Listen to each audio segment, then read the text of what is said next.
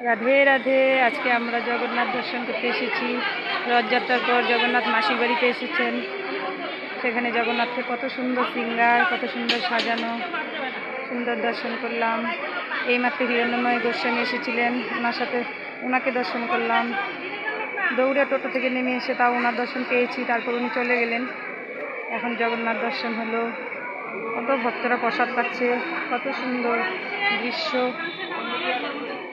বাড়িতে বসে থাকলে তো এই দৃশ্য চোখে পড়ে না।